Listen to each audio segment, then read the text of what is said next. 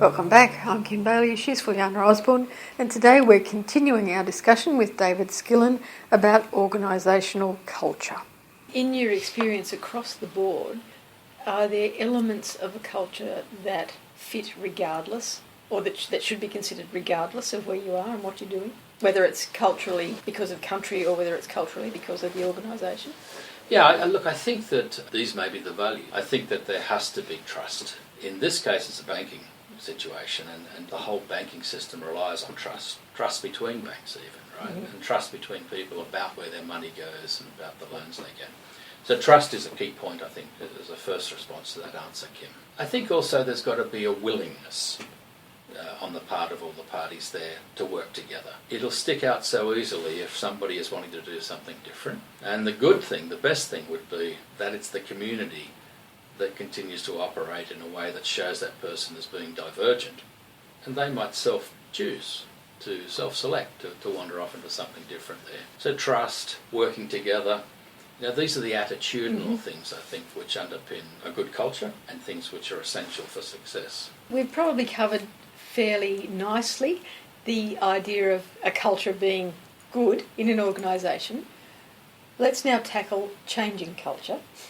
We have an organisation, we come to an organisation, whether it's individually or you come in at the top, and you recognise fairly quickly that the culture is not right, or it's a whole hodgepodge of many cultures. Where do you start? You might question whether you got the right job. But look, I think challenges like that are those which a leader loves, because there is no roadmap. You can't do your masters in it, and you can't find the book that fits exactly there. So I would think that first thing to do is to understand what you have, what the different cultures are, who the leaders are in those groups. You'll want to have points that you plug into and get good information from. What the issues, the downsides, the problems are as well, the things that we need to fix. And then hopefully there'll be a piece of process around building and defining the position that you want to get to. It's the goal story, it's the objectives, it's the strategy part again all over. And if that can be defined, then the gap is what we need to address. You know, how do we get from where we are today to where we want to be is really the job of the leader in that situation. And they have a range of different tools and processes available to them then to close that gap. And in the first instance, I think one of the difficulties that new leaders have is that when they figure out what that gap is, you automatically assume that the readiness level and the willingness levels of all the other people are the same as you are. You're at the point of discovery, you're on the high, adrenaline's running, you want to get up there and tell people, and you do, and you've got the communications channels to be able to do it. But have you got the feedback channels? Communication is the responsibility of the sender. It's not the person that's supposed to just listen there. You have to have the circumstances, the message, and the feedback mechanism, you know, to make that work. I think that you've got to be able to make sure that you're going to get the feedback when you launch your strategy there. And not the feedback that says, oh yes, we've tried all that before. It never worked before. They'll be looking for how you behave. Yes. You know, do you listen? Yes. Do you understand? And almost the leader has to find at least a few things, but hopefully they're valuable things, to change. Because you've got to demonstrate that you heard, you responded, and you've got a better product now to go to market with, right? Yep. And I think the ones that come in the glossy folder, signed off by the board, the big chairman's signature and gold leaf, indicates it's set and forget. You know, we did it, you execute it. Yes. But something which is a lot more live, Dynamic. something which is dynamic, exactly. That is a lot more valuable, because the people then feel there's input. If they later run into challenges, they feel that there's an opportunity of adjustment. They know the leader will listen if they've demonstrated that before. They'll take the information back earlier. It goes back to you saying about it creates this feeling of trust.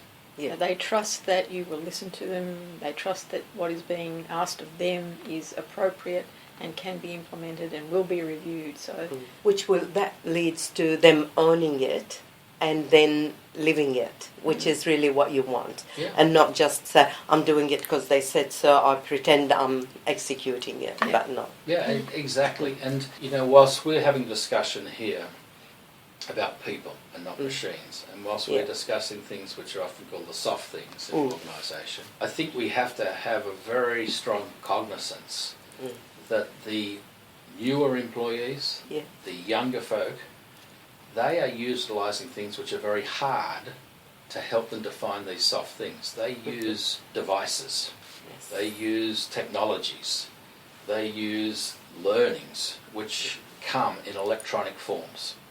That's what I mean by hard, not soft there. And so we've got to find the way to engage with them there. So it's not always that face-to-face is going to work as well as it did in the past. It's not always that you can wander around the floor and chat to everybody at their workstation and get a feel, because that's not how they used to communicate here. And if it's the responsibility of the sender with communication, then you have to figure out how these guys want to speak with you. So opening a blog up, being part of their own chat sessions when it's appropriate in that way, using collaboration tools. These are the ways that cooperation is engendered these days, as well as the other softer skills around speaking with people when you meet them in the corridor. But we have to leave room for that, because they are the things that they love, that they use. And we're the ones who have to find the way to engage with that. That is their generational culture. It's a generational culture, Yes. And this is really good, because actually the opportunities now through technology, like when we talked about the 13 countries, for example, if there is a blog and people are listening to what happened in say, Hong Kong, and they can see the interaction and what people are asking, that's an opportunity that was less available if you communicated without technology. So I'll look on the blog and I'll see what people are saying, the collaboration, and I'll be able to say, oh, I think so too. I know that I can relate to that.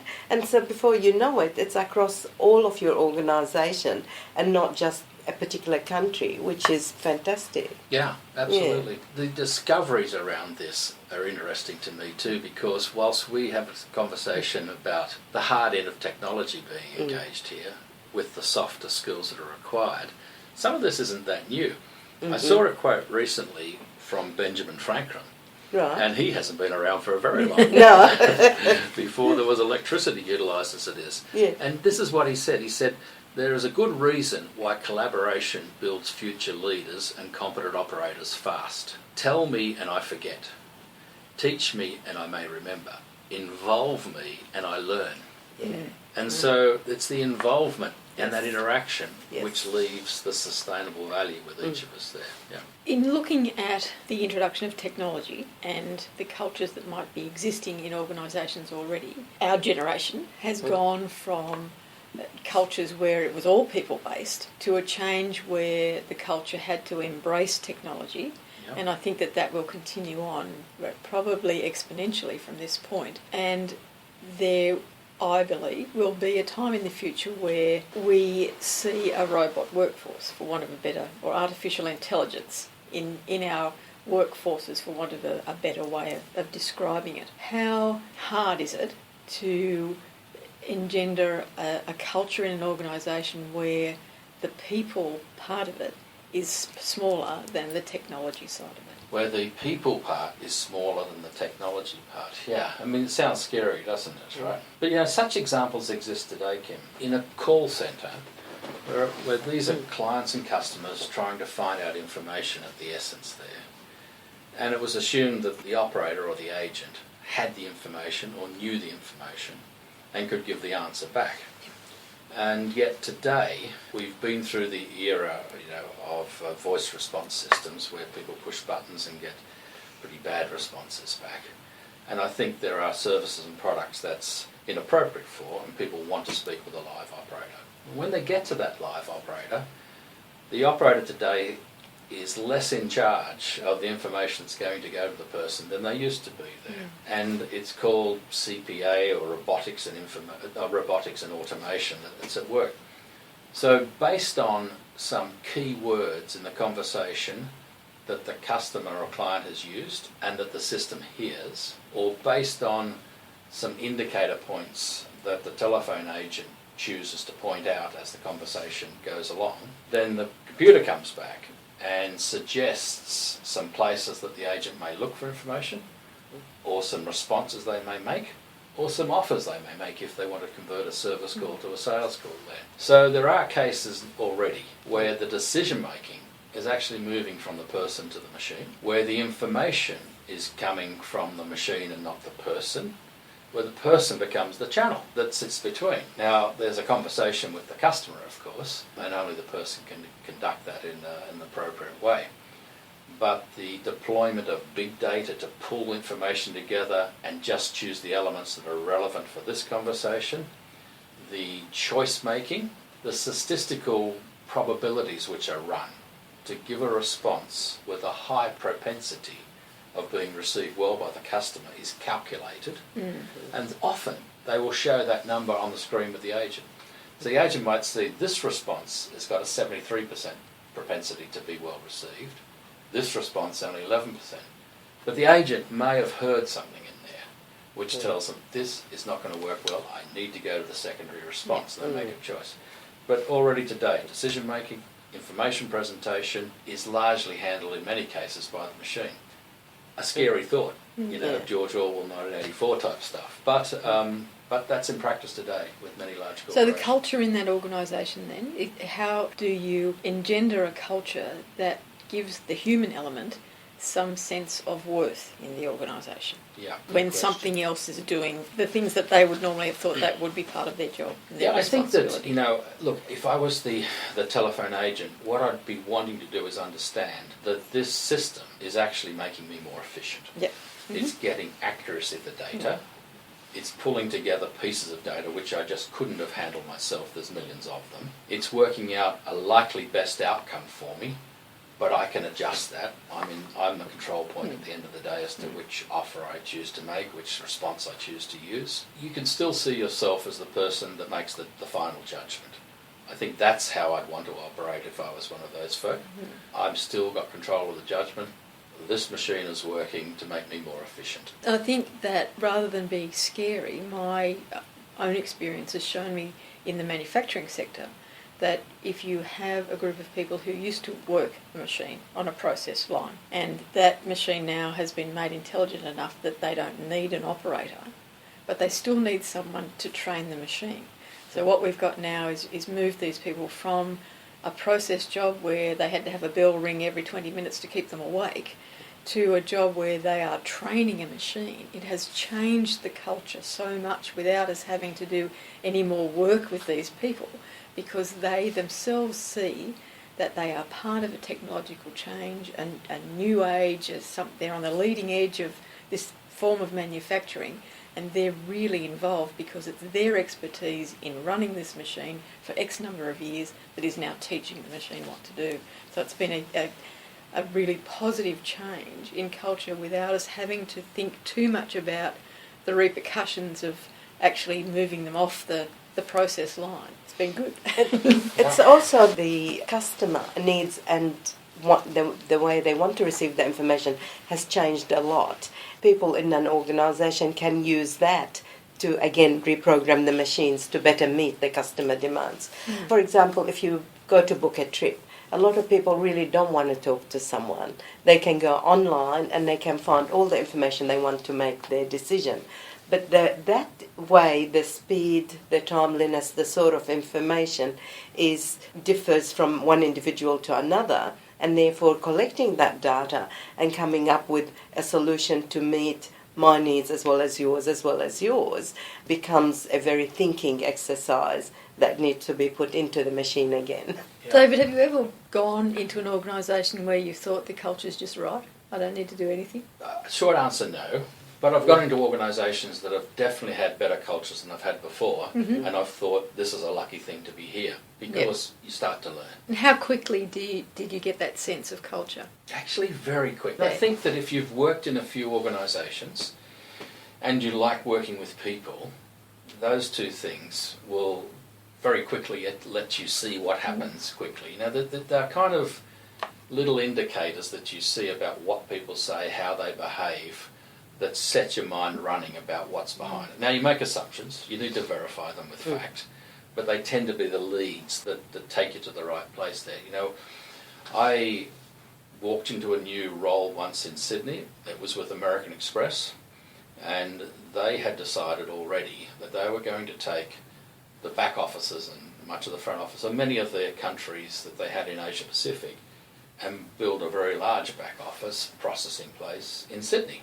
It was the strength, or rather the weakness, of the Australian dollar at that time that led it, because quite frankly Australia had a higher cost of living than the countries that many of the countries that it was coming from, but the dollar was weaker against some of those currencies. When I walked in there, I was used to a culture where I was one of the 5 or 6 seniors that sat on a different floor, that had wood-panelled offices, but they were modern, that had the better PCs on our desk at that stage, that each had our own assistant in the front, that had the better carpet on the floor, and had the boardroom available just down the hall. We also got better coffee and biscuits. And, Very important. Quite frankly, yes. And quite frankly, you know, I'm reflecting now on how true that is, right? And I didn't think about it at the time. But I walked out of that organisation, which I had enjoyed, and in that organisation, all the people on that floor, at least those who were male, and to think of it, they were all male in all the offices. And this was in the very early 90s, and they were all in suits. They all had ties, and I guess we all had a Ferragamo tie. When I got to American Express, that wasn't the case. In fact, it was casual dress. That was one of the most difficult things that I had to put on casual clothes and go to work. It was difficult, but was more difficult only in my mind when I got there, because whilst I did have a bigger space to sit in and a glass office, everything was glass. There was a good reason for this, right? It gave the privacy audibly, but it gave the openness of the whole floor. I loved that eventually. 2, the folks chose their own dress on the floor. And whilst there were things around cleanliness and things around raggedness that in one case was hoped for and the other case denied, nevertheless they had similar clothing on. A team person would have a pair of jeans most probably if they were a male. And probably a female too. And so would the team leader, so would the supervisor, the manager, and eventually so would I there. So the question was, how did they know who I was? Because I was defined in the other role as having a coat, a white shirt, and a Ferragamo tie. Yes. As having a dress on that floor. Yes. And I went to the other floors, they didn't have the coat on. I went to other floors, they didn't necessarily have their tie on. I went to get other floors, you know, they were working in smaller spaces, etc., etc. So how would I be the leader? What would happen? Things happened around me for good. I walked in and people helped me. I wanted to find things out, they told me the answer. Yay. I walked onto a floor that I didn't know well, and somebody stepped forward and helped me to find the right place on the floor there. I wanted a conference room and there were people there having a conversation, probably for good value, but they were emptied out and I walked in, you know. So, how would they know this? Well, they didn't if they looked at me. And it was about how I behaved. That was what was important. I was defined eventually for leadership, whether it was good or whether it was bad, by the people that worked with me in how I behaved with them there. And over time, I got the same benefit in terms of how they'd help, how they'd support, what they'd do when I walked on the floor. And it wasn't about my dress, right? Now, that wasn't something that was obvious to me from day one. In fact, it was a challenge from day one. But I valued that where I went from there on in. It was inappropriate in some other places, but in other places later, I was able to introduce the same thing. I loved it. I absolutely loved that fact. You would automatically get better discussion, feedback and interaction across the levels and between the different levels horizontally than you would otherwise get. They realised that there was a demonstration of their worth that was the same as you. You were one human being. The question was what you brought to the table and how you behaved. And that culture, was that promoted or known outside the organisation that led to people wanting to join you?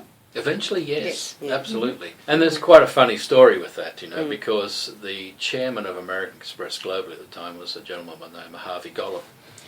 And a very senior person in New York who reported to him told me once, he said, now this can be very challenging. In summertime, Harvey just wears some very light white shorts to work. And, you know, his car parked in the basement of a building that no longer exists after 9/11. and the lift, the elevator, had bright lights at the back. So when this gentleman who caught the subway to walked into the elevator, and Harvey was on the way up, the lights at the back, there were two very thin legs visible there. So, that's just a little demonstration of how the culture can be. Appropriateness. Yeah, Yes. exactly. On that note of appropriateness, David and Fulyana, we might halt our discussions for today. Please join us for part 3 of this discussion with David Skillen about organisational culture. I'm Kim Bailey, she's Fulyana Osborne, and this is Inside Exec.